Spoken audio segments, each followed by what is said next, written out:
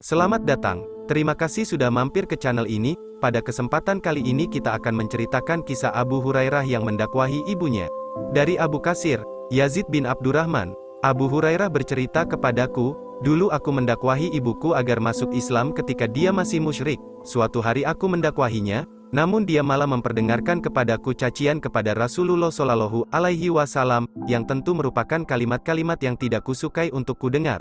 Akhirnya aku pergi menghadap Rasulullah Shallallahu Alaihi Wasallam sambil menangis. Ketika telah berada di hadapan Rasulullah Shallallahu Alaihi Wasallam, aku berkata, "Ya Rasulullah, sungguh aku berusaha untuk mendakwahi ibuku agar masuk Islam, namun dia masih saja menolak ajakanku. Hari ini kembali beliau aku dakwahi, namun dia malah mencaci dirimu. Oleh karena itu berdoalah kepada Allah, agar dia memberikan hidayah kepada ibuku."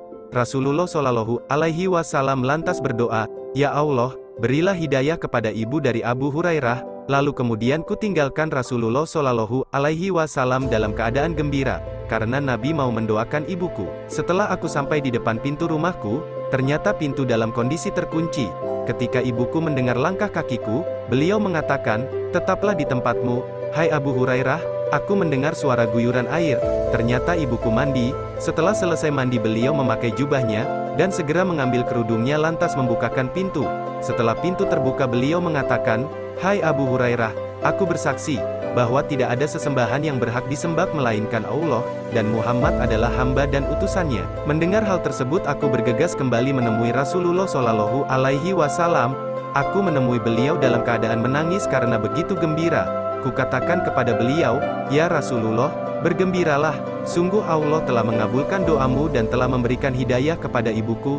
Mendengar hal tersebut, beliau memuji Allah dan menyanjungnya lalu berkata, "Bagus." Lantas kukatakan kepada beliau, "Ya Rasulullah, doakanlah aku dan ibuku agar menjadi orang yang dicintai oleh semua orang yang beriman, dan menjadikan kami orang yang mencintai semua orang yang beriman."